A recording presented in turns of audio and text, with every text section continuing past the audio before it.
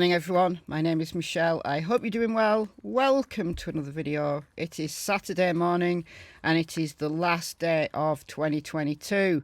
How has 2022 treated you? Let me know in the comments. And what are your plans for 2023? Have you got any New Year's resolutions? Let me know. So, Bryan Kohberger, who is he? If you've been only loosely following the Idaho 4 murders of Ethan, Xana, Kaylee and Maddie, who were murdered between 3 and 4 a.m. on November 13th at the student house in Moscow, Idaho. Ethan was visiting. He lived at the Sigma Chi house nearby, but the residence belonged to Kaylee, Maddie, Xana, and then two roommates, Dylan and Bethany, who survived. So, a 28-year-old man by the name of Bryan Christopher Kohberger was arrested at 3 a.m. yesterday in Scranton, Pennsylvania, which is over 2,500 miles away from Moscow, Idaho. But it's where his family live. So he's grown up in Pennsylvania. He was only in the Idaho area, and actually was in Washington, but just over the state line. He'd enrolled onto a PhD program at Washington State University in Pullman, which is only 8 miles away from Moscow, Idaho, for the fall semester of this year. So that's who he is. And what I want to do in this video is go through some of the things we know about him. There's so much coming out. I mean, literally, there is a lot coming out about him. So I'm not going to cover every single thing that I've found out about him in this video.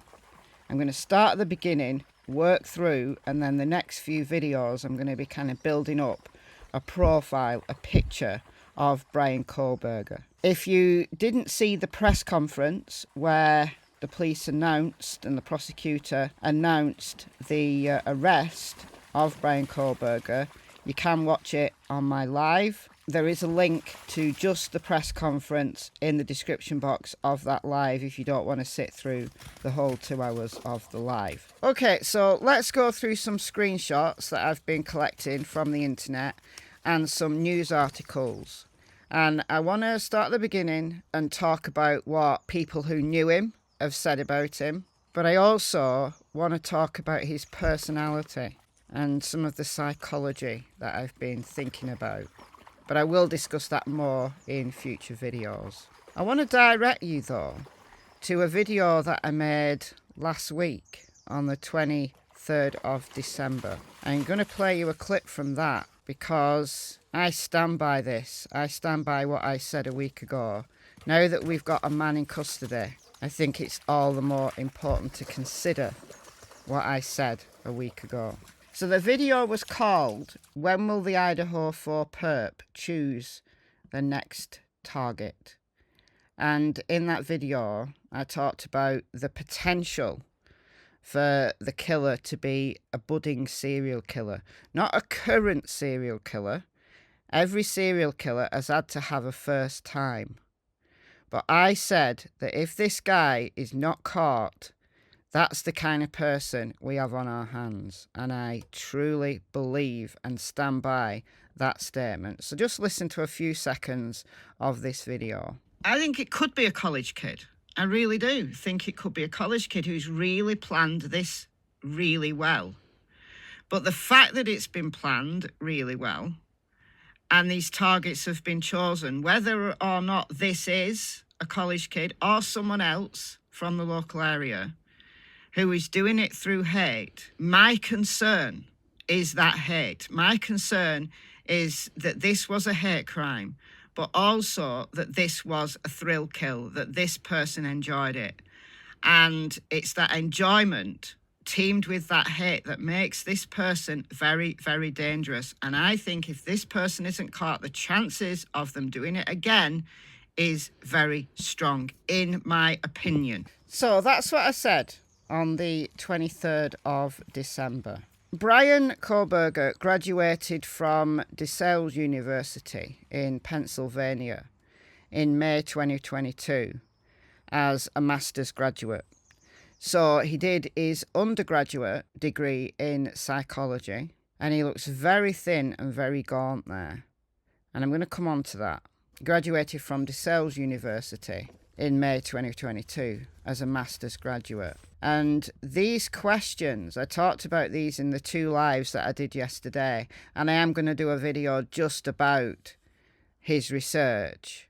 Some of these questions are incredibly telling of his mindset. They're not unusual questions for a criminology student to ask or a psychology student to ask. But given that this guy has been now arrested for 4 counts of first-degree murder committed in the most horrific way, these questions take on a whole new level of insight into this person's mindset.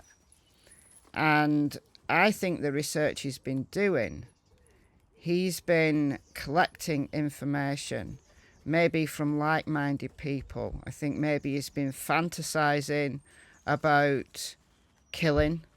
Maybe for a long time he's been fantasizing about killing. And some of the things that people who know him have said is very disturbing.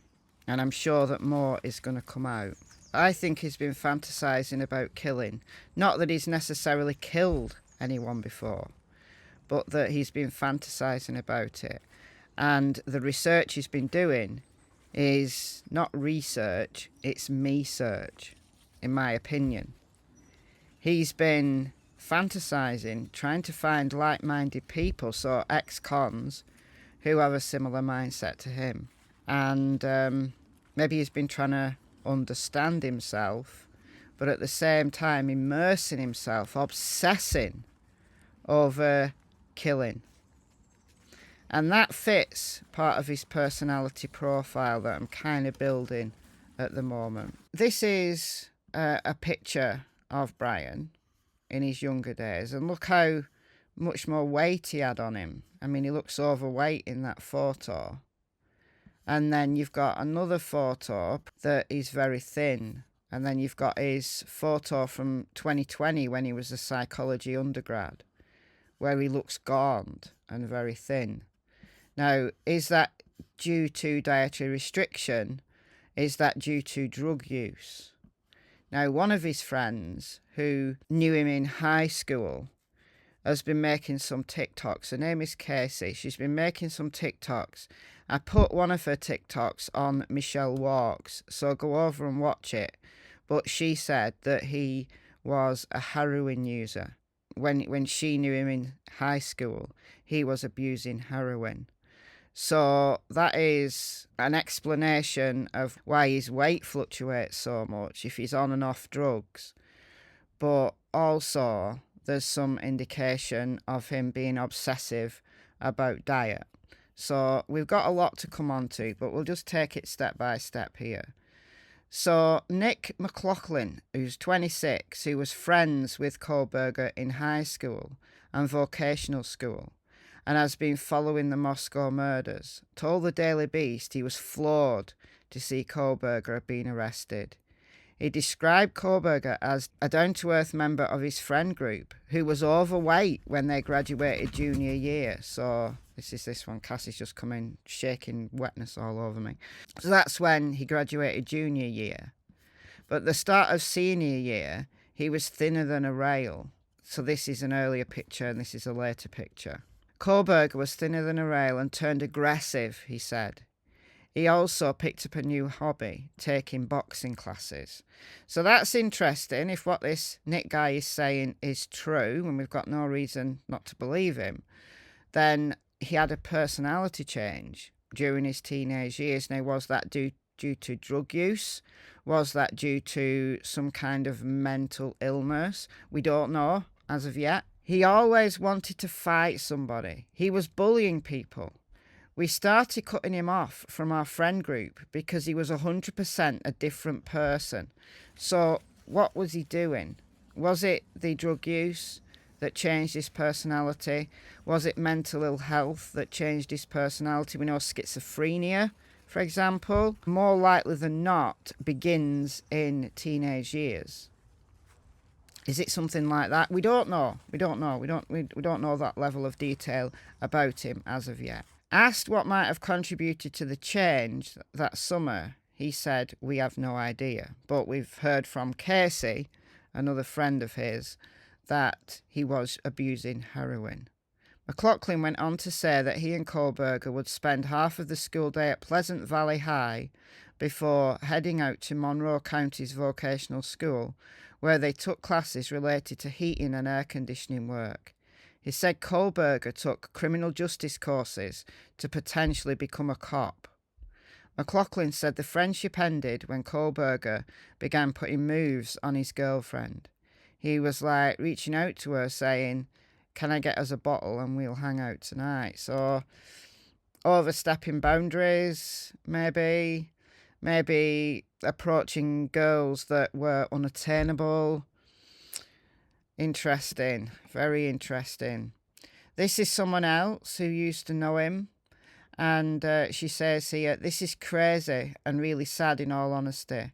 Ruler and I were friends with Bryan until he started doing things that were way beyond underage drinking and having normal teen fun. It sucks for everyone. I do hope justice is served, no doubt, but I just wish it would have ended differently." So do I. And this is some of the pictures that she shared of her and Bryan together. So we definitely know that these people who were sharing stuff knew him. I've got some more quotes from people, but I just want to point this out.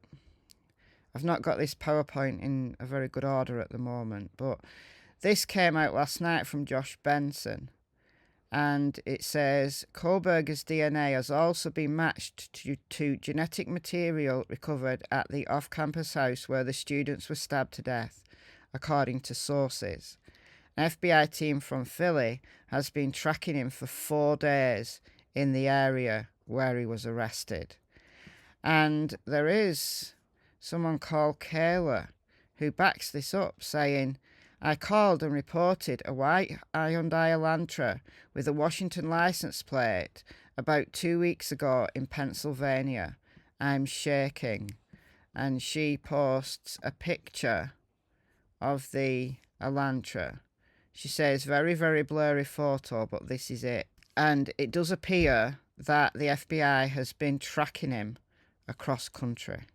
So CNN reported that he drove across country in the white Hyundai Elantra and arrived at his parents' house in Pennsylvania around Christmas. He stayed to finish the semester at his apartment in Pullman, just 8 miles away from the murders.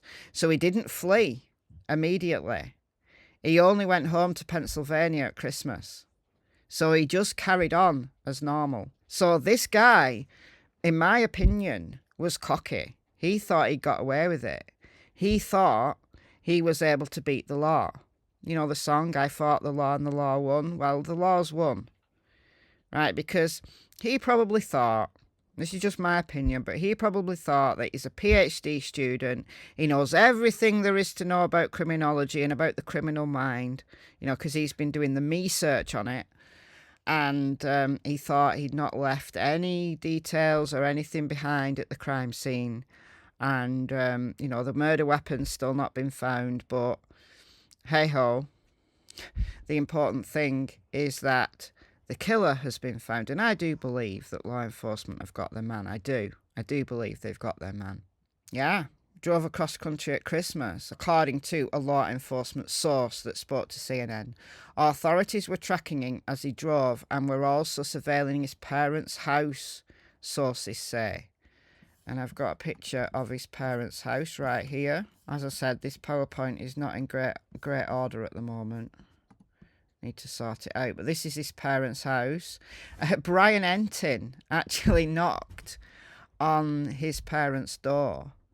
And they told him to get off the property. I think it was his dad told him to get off the property. But, yeah, Bryan was there. I mean, look, sidebar. You know, I do sidebars a lot.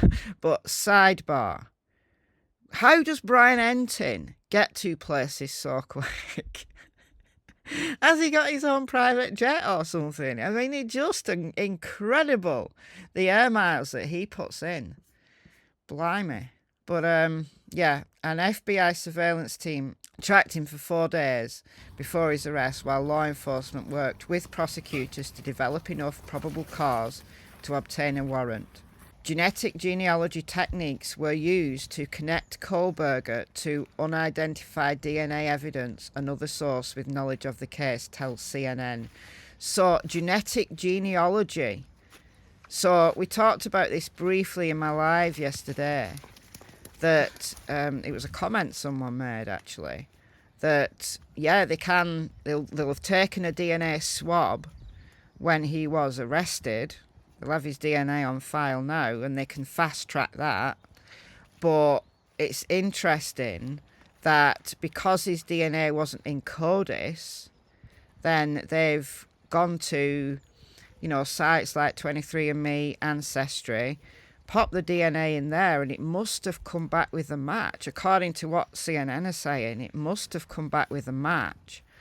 And one of his family members, or even he, maybe even he at some time in the past, has done DNA, that people do for their ancestry. Isn't that interesting?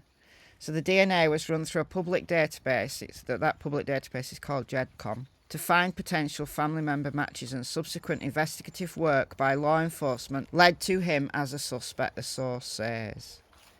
So he's arraigned on Friday morning in Pennsylvania. He's being held without bail in Monroe County Jail. He's got a hearing at 3:30 p.m.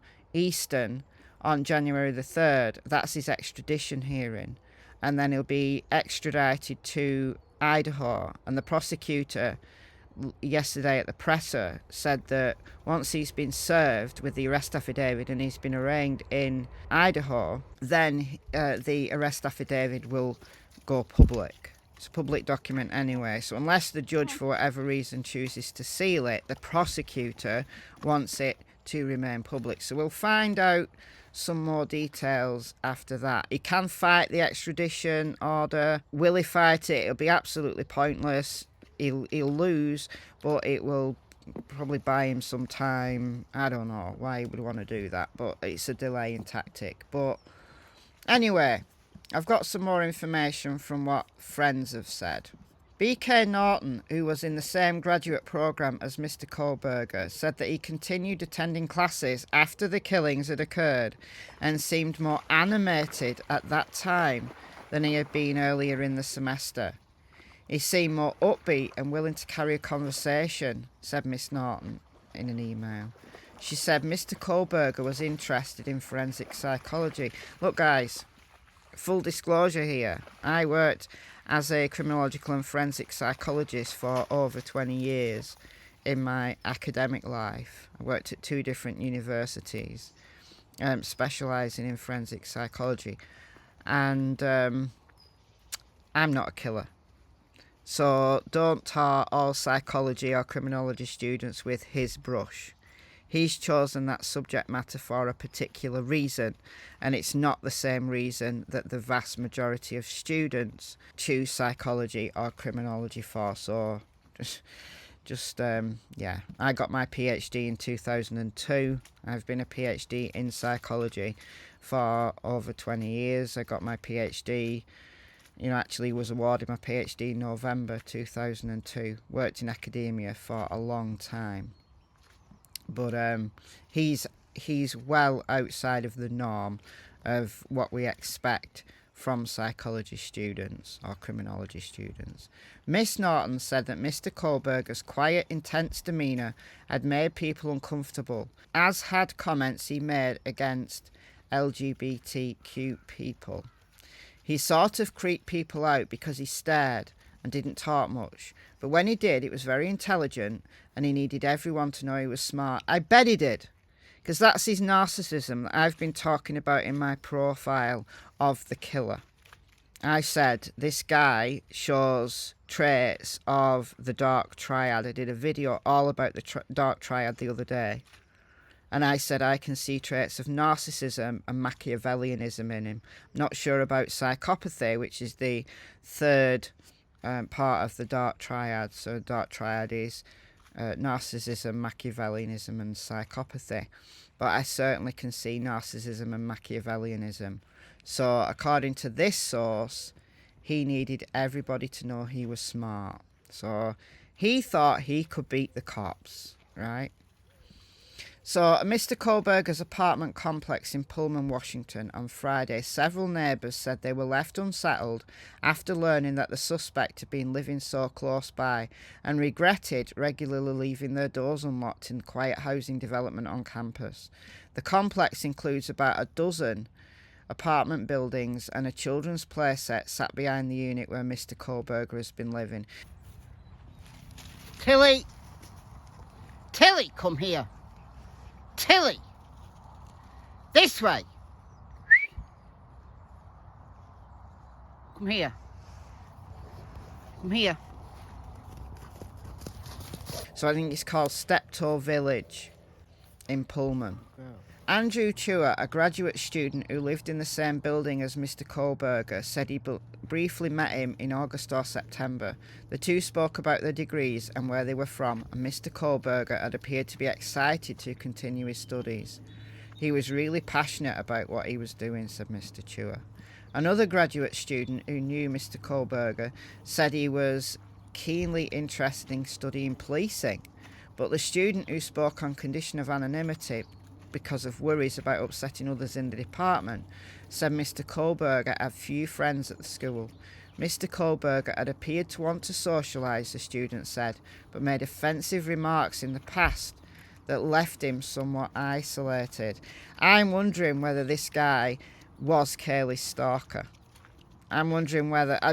we don't know. We don't know how there was a connection between him and the four that were murdered, but it's my belief that he did know them in some capacity. I said in my profile that I didn't believe he was part of their inner circle, but part of their outer circle. So somewhere local in the vicinity, but not in their inner circle. I'm wondering whether he's met them in Moscow, whether they've parted in Pullman.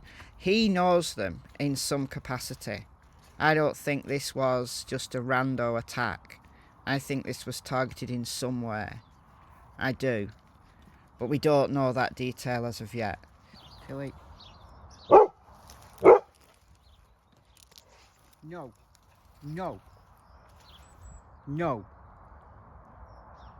Students at Washington State University frequently socialise with students from the University of Idaho, which is a 15-minute drive across the state line. Before moving to Pullman, Mr. Kohberger had spent much, if not all of his life, in the Pocono Mountain region of Pennsylvania. So this is Cassie, who was the TikToker, who was 1 year ahead of Mr. Kohberger at Pleasant Valley High School, said he was known to have a temper and that he did kickboxing, probably as a way to get his anger out. She said his mother had sometimes worked as a substitute teacher at her high school. So Casey said that she used to occasionally hang out with Mr. Kohberger as part of a group, once hiking a mountain near her parents' house, but had not seen him since a friend's wedding in 2017, and she actually showed a wedding photo of them together on her TikTok. According to articles in local newspapers, Mr. Kohberger worked for several years as a security officer with the Pleasant Valley School District, drawing some attention in 2018 for helping another officer save the life of an employee who was having an asthma attack. He left the district in the summer of 2021. So that would have been probably when he was doing his masters, because he graduated his masters in May 2022. So the fact that he's worked in security is interesting. I'm just kind of pulling up a profile here of him. Like I said, I'm going to put a personality stroke attitudinal profile together based on psychology. It'll take me a minute to do it, but I'll get that out at some point. On the night of the killings, the 4 Idaho students had all spent nights out with friends. Now, we don't know. Was he out in Moscow that night? Did he see them that night? We don't know those details as of yet. The final thing that I want to talk about in this video is that a relative, this was an aunt by marriage, who spoke to the New York Post, said that Kohberger is OCD about his eating habits. Now, this is from a few years ago, so we don't know whether he's still like this. He forced his family to buy new pots that had never been used to cook meat in them. And this aunt says it was above and beyond being vegan. His aunt and uncle had to buy new pots and pans because he would not eat from anything that had ever had meat cooked in them. He seemed very OCD. So, look, guys, like I don't want people to tar all psychology or criminology students with Bryan Kohberger's brush, I also don't want people to be tarring vegans with his brush either. I'm vegan. I've been vegan for almost 7 years, but I haven't eaten meat since I was 11 years old. So I was vegetarian for a long time. I used to drink milk, but I have been totally vegan for almost 7 years. It'll be 7 years in March, I think. I know a lot of vegans. I also know a lot of ex-vegans, people who've tried veganism and then gone back to eating animal foods. And very few vegans are so radical that they will not eat anything out of a pot or pan that has ever had an animal food in it.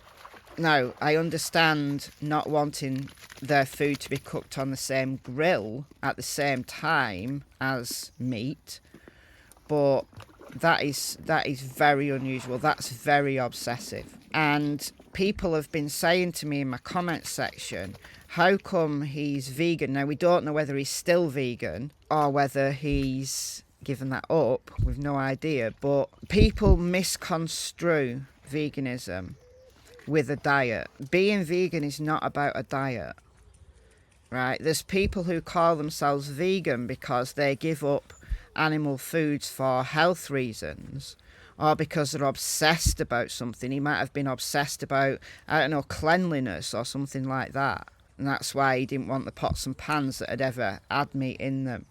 True veganism is about animal rights, is about making a stand against cruelty towards animals.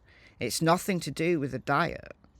Yes, excluding foods that come from animals from your diet is one aspect of veganism, but you don't wear anything that was once an animal, so wool, leather, etc.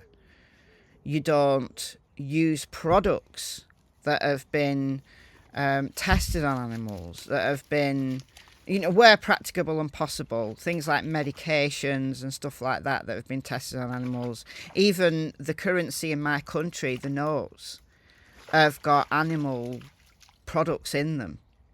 So, veganism is about where practicable and possible. It's not about being radical. It's not about refusing to take medication because that medication was once tested on animals. It's not that level, right? But there are a handful of really radical vegans who do go that far. But it's highly outside of the norm. And I'm wondering whether Bryan Kohberger's veganism, in inverted commas, is not true veganism.